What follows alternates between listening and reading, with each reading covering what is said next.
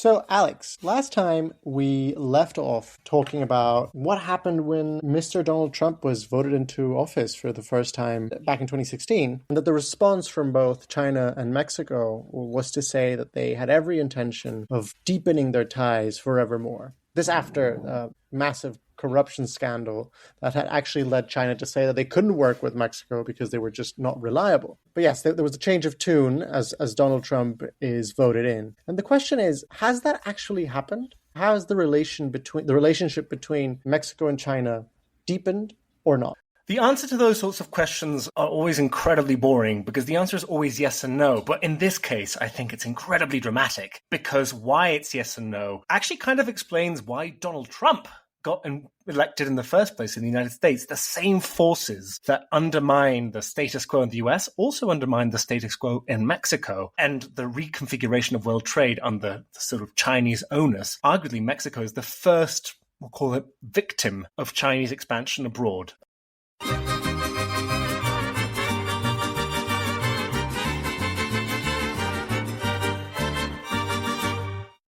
But first, let's rewind a bit. Let's rewind way before Donald Trump. The year is the year 2000, and China has joined the World Trade Organization. And it feels like the great liberal consensus, the one that beat the Soviet Union, the one that made democracy and capitalism thrive. And freedom, of course. Well, democracy and capitalism are freedom, say people like Ronald Reagan.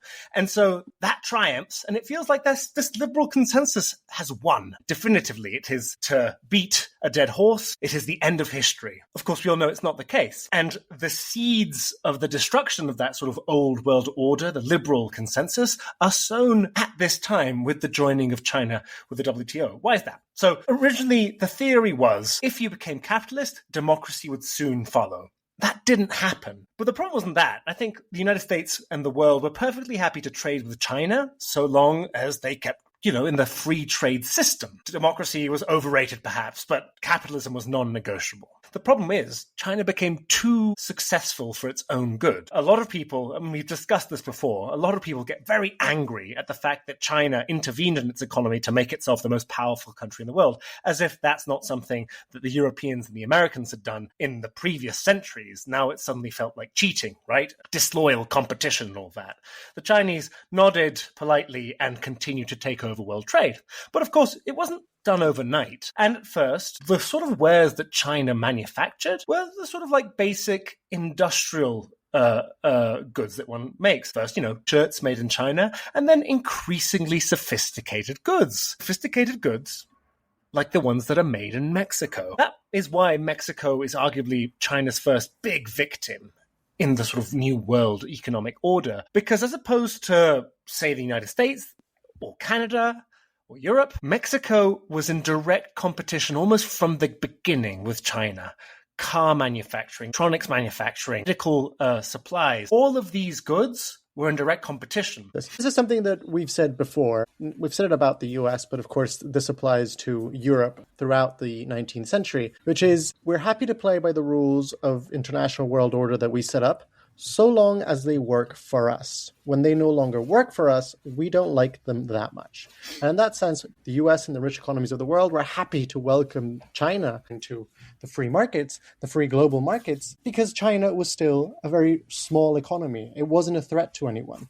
But no one expected that it would be so good at this game that they were just starting to play. Of course, Americans will American and focus themselves as the victims. And so as American manufacturing subsided and China took over, people started complaining and grumbling about how jobs were leaving the country, how the country was deindustrializing. And that's what takes you to Donald Trump in the United States. But in Mexico, we had a far more violent version of this story. Mexico also enters the liberal world order, full-throatedly supporting liberalization, and it doesn't believe in anything like state intervention, and so it opens itself completely to the global forces of the market, namely China in this case. And so what you get is years of a losing battle. China continues to leapfrog across Mexican industry. First, it's the apparel industry, then it's the shoe industry. Most recently, it was the backpack industry that basically folded across Mexico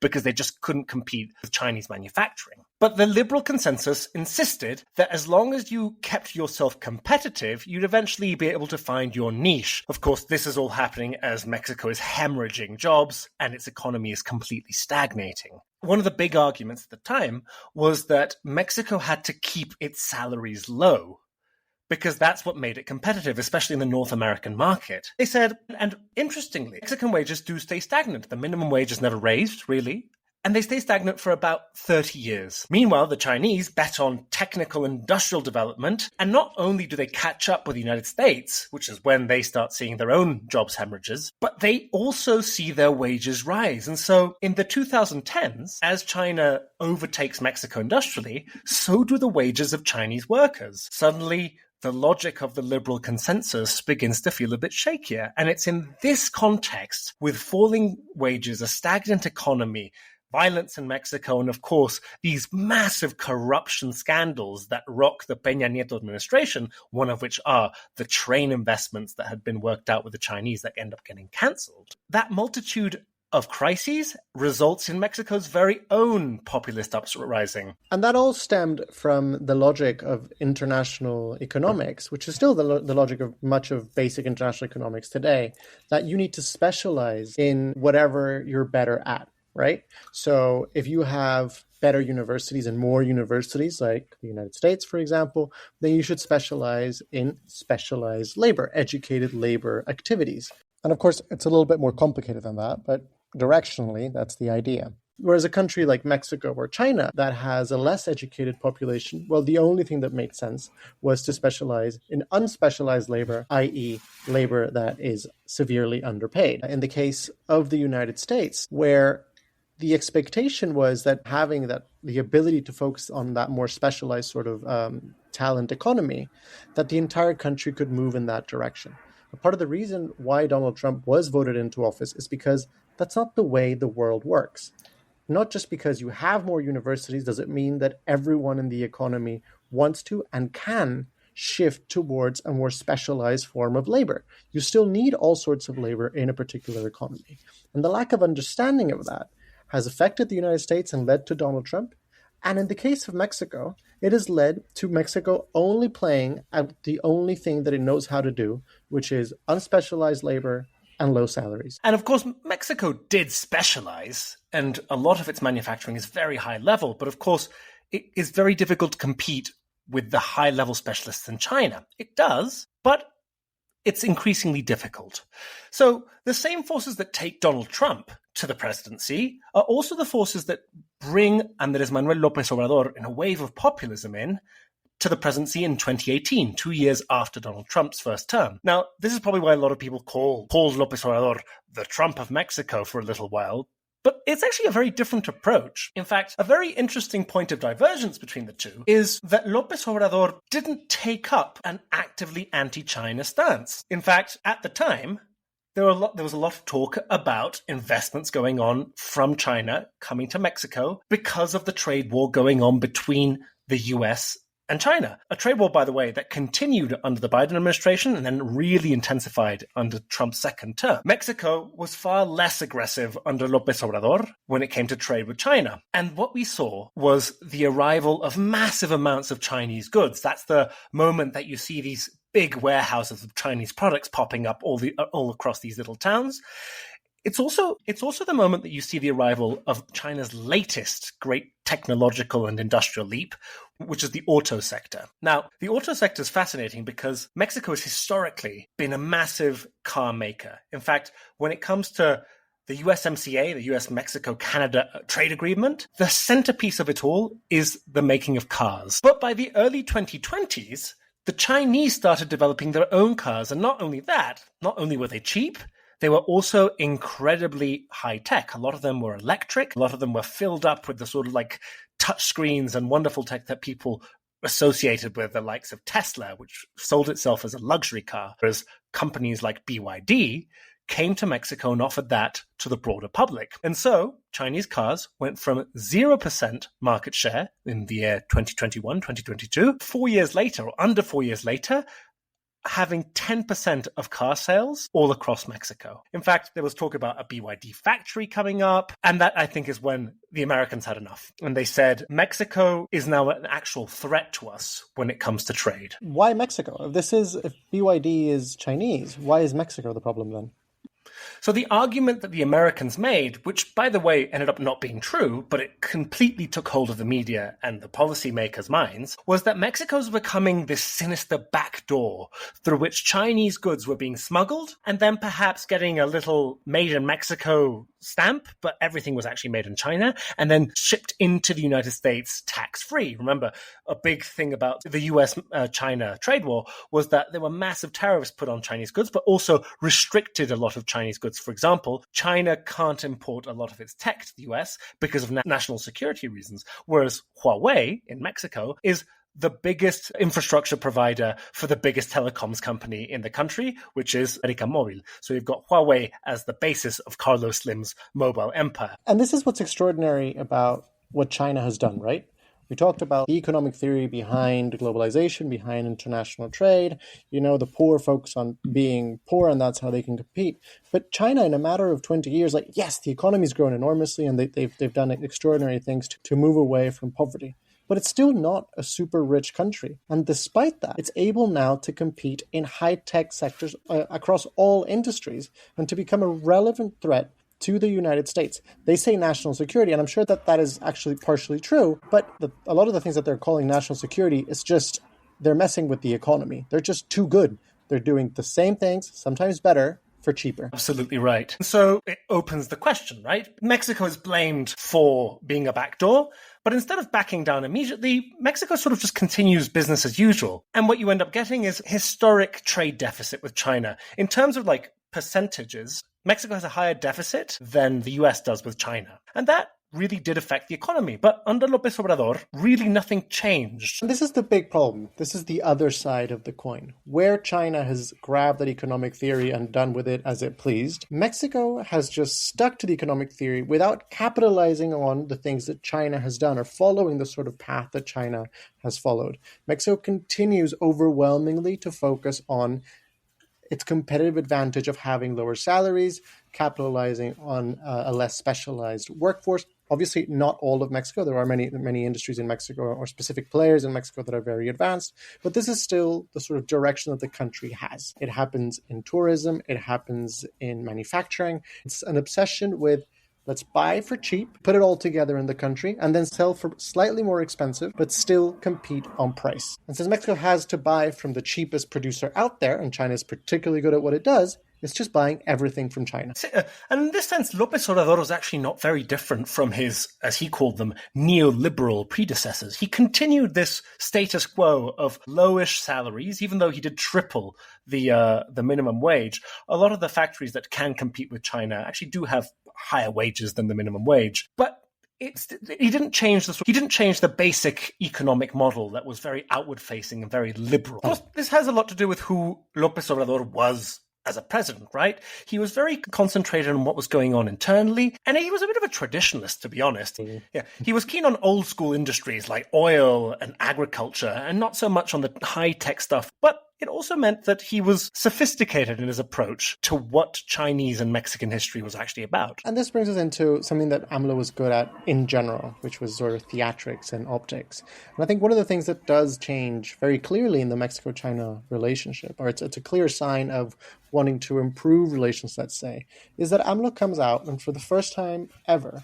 formally apologizes for the massacre that happened in Coahuila 100 years prior. Now, that might seem like a small or irrelevant gesture, but it had never been done before, not formally. And it's a really important gesture to people like the Chinese who, over the course of 100 years and more, were abused, not only in their own country, but their citizens across the world over this, as you called it, Tavo, the century of humiliation. And you can compare it with the European and the American approach, most of whom not only haven't apologized for the abuses that were definitely committed against China, but also people just simply don't know about it. Whereas this apology, I think, does a bunch of things at the same time. It apologizes, which is important, but it also recognizes a sort of shared history with China that is much more complex. And the first step is, of course, that apology, which, by the way, reflects the apology that López Obrador demanded of Spain for their conquest, which Spain refused to do. And it's basically maimed relations since then. But it was an interesting contrast. Yes, absolutely. I think I understand why Spain would not want to apologize. I also understand the sort of theatrics behind AMLO's demand of that apology. Independently of whether it's right to ask for the apology or whether they should apologize or whatever, I think what's really interesting about this formal apology from AMLO towards China is the fact that it signals, in a world where countries say, I will not apologize, it signals a willingness to turn the page and to say, let's start fresh, let's have a new relationship. And in that sense, even if it is very symbolic, it does signal something bigger in terms of how Mexico, at least rhetorically, wanted to approach China. Absolutely. And it was important at the time, and it continues to be, because it's an ever-evolving relationship. In fact, the transition between López Obrador and Claudia Sheinbaum and their relationship with China probably marks the biggest and most stark contrast between these two presidents, who, as we know, Claudia Sheinbaum is the sort of continuation, the second floor of the fourth transformation, which is the shorthand for that new way of governing that López Obrador introduced. Claudia Sheinbaum says she's going to be a continuation of it. And yet, when Claudia Sheinbaum arrives in power, something changes. Or rather, a bunch of things change that turn the Chinese-Mexican relationships on its head. Probably the most important one is, once again, Mr. Donald Trump. Donald Trump comes back, and he is adamant about this war with China, but not only with China now, it's now a trade war against the world. You could see the reactions across the world were very different, but Mexico, with the precedent of what López Obrador had done, might have been assumed to have gone via the Canadian way of doing things, the Canadian strategy. Canada has opened its doors to Chinese imports and Chinese trade in an effort to counterbalance the weight of the US in the Canadian economy. Yet Sheinbaum did the opposite, actually.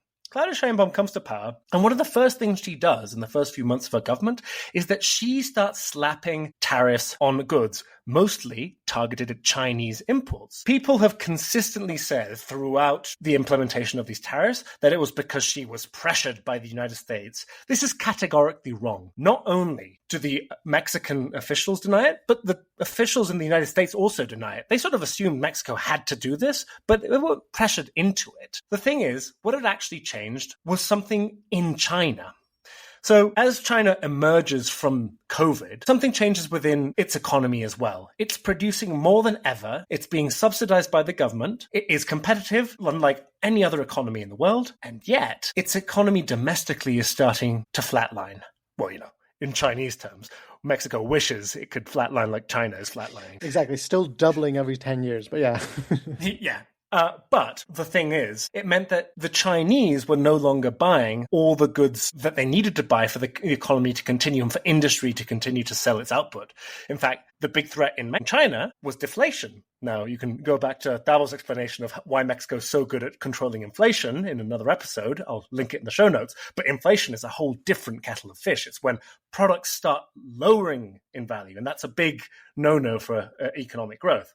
And so the Chinese strategy became to export, and the entire world was suddenly faced with a flood of Chinese goods. And Claudia Sheinbaum saw this. And not only did she see it in the stats, one could actually start to see it in the streets. Now, we've discussed the Chinese population in Mexico over history. We talked about the middle-class merchants who came to Mexico in the north especially, did very well, and then were treated brutally by the Mexican Revolution. I've just recently mentioned the Chinese arrival as tech partners for Carlos Slim. They're based in Polanco or Nuevo Polanco or New Polanco, where massive apartment complexes full of Chinese expats have arrived in the past few years. Take a little trip around the shopping malls in that part of town, Casa Carso and all that, and you'll see an enormous amount of upper middle class and upper class Chinese people, expats. But the big change, the one that really started to worry people, and perhaps Claudia Sheinbaum personally, was the change that few media outlets were reporting outside of Mexico, which was the working class parts of Mexico we're talking about La Lagunilla, Mexico's traditional flea market, and the downtown area, Mexico's traditional place for, like if you ever need to buy any hardware or any kits or any, like anything, basically, you go there, shirts, lamps, musical instruments, you name it, you go downtown. And what Mexicans started to notice was that Chinese capital and Chinese merchants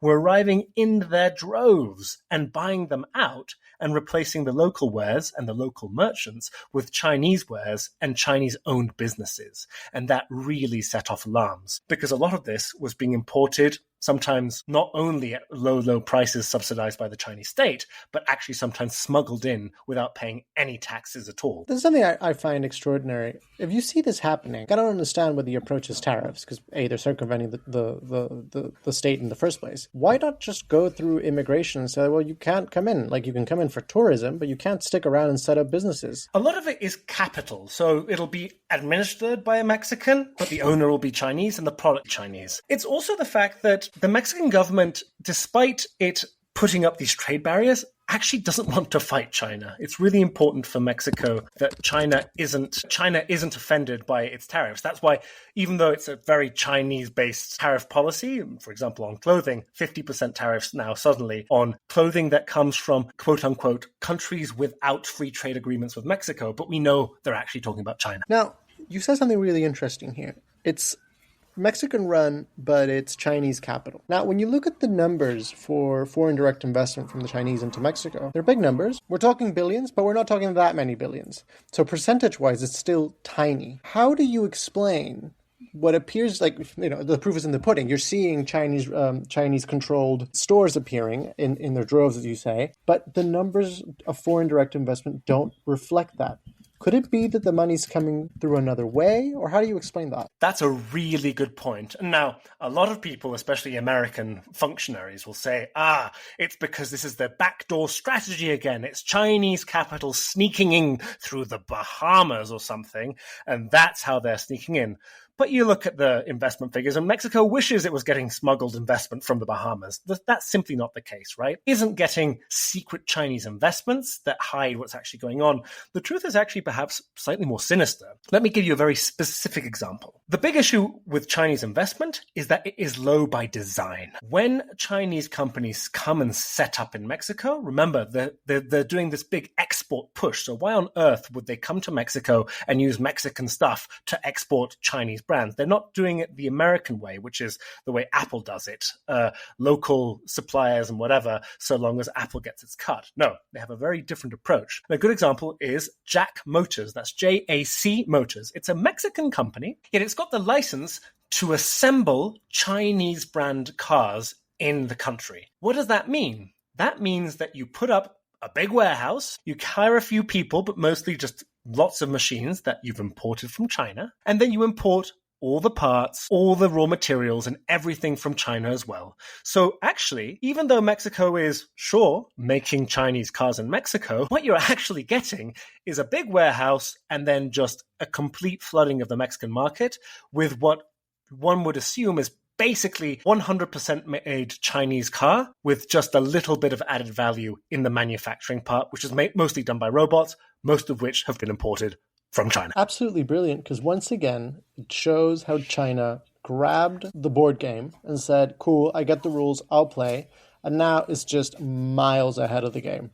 Textbook what global trade was supposed to be about, but no one achieved it quite as well as the Chinese. Exactly right. And it's probably because they didn't buy the sort of propaganda that the liberal consensus created, right? They understood the rules, they understood the economics, but they didn't fall for the shtick, right? And I think, funnily enough, Mexico did fall for the shtick. And then when the United States basically said, we're ending free trade now that everyone else is beating us at it, Mexico, I think, did feel quite betrayed because they played by the rules. They didn't do that well. And as soon as the big rule makers of the world, that is the United States, Europe as well, they decided they weren't winning anymore, as you well said. They decided to pick up the ball and storm off. And now Mexico is starting to catch up, right? These tariffs are slowing down Chinese imports, but they haven't stopped them. In fact, the deficit continues and Chinese imports continue to grow. However, this is exactly your point, right? If they're skirting the rules, why wouldn't you imply what people call tariff trade barriers. And that's probably the next step, but it is a far more politically delicate thing to do. We see it across the world, right?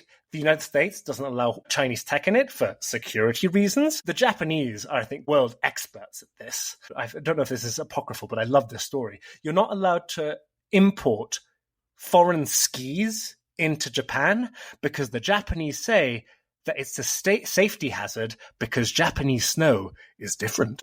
That's amazing. Yes. So what you need to do is create a different sort of barrier. And yet I think that Mexico actually has a barrier, a ready-made barrier on a silver platter waiting for it to be used. Another big issue that the United States has with Mexico and China, this sort of triangular relationship, is a drug issue. It's namely the export of fentanyl and fentanyl precursors from China going to Mexico and either being made here by people like the new generation Jalisco cartel, which you may have seen in the news recently because their boss was recently killed by the Mexican government. They threw the tantrum of a lifetime. Yes, I'll link to coverage of that in the show notes. But basically, these cartels then take these drugs to the United States, right? That's a big issue for the Americans. They've been asked, the Chinese and the Mexicans have been asked to crack down. And the Chinese have often just said, well, that doesn't happen, so we're not going to look into it because we know it doesn't happen. It does happen. Of course it happens. But I think it's a really good opportunity, if Mexico wanted to say, for national securities, and because the Americans are forcing us to, they're twisting our arms, maybe we'll have to limit which ports Chinese goods can go into, and then maybe we'll have to do some really, really long red tape covered investigations into each one of the boxes coming in just to check there's no fentanyl in it. And what that does is it's way more effective than any tariff because, as we well know, the Chinese are lowering their prices almost to match the tariffs. The problem is opposition in Mexico. And I think the big issue is people who don't like Morena and the Cuarta Transformación, and there's a lot of them, at this point hate anything and everything that the Morena government does. There's just there's just no way forward for them, and they're gonna appreciate. And the big concern from the start with AMLO before and now with Claudia Sheinbaum is, well, these are lefties. And, these are the words being used by potential future presidential candidate Ricardo Salinas Pliego. They're being painted as these sort of semi-communist, land expropriating evil people. If they follow the line of, by they I mean Claudia Sheinbaum, she follows the line of stopping international trade with China, of really doubling down on reducing international trade with China by imposing any form of direct or indirect tariff, then the right is going to take that as a way to criticize what they're doing. But then if they don't do that, they'll say, oh, you're just letting China take over. So it's just it's a lose-lose for them. You've hit the issue on the head. And it's not only the right? Like the right would feel incredibly empowered if you follow through on that sort of actual clampdown, because what would happen? One of two things, both of which are incredibly dangerous. The first is prices go up, because what do tariffs actually do ultimately? They raise the prices so that you are disincentivized to buy the stuff coming in. But of course, what does that mean? That just means higher prices. The reason Mexican industry has been clobbered is because people weren't buying Mexican because Chinese stuff was so much cheaper.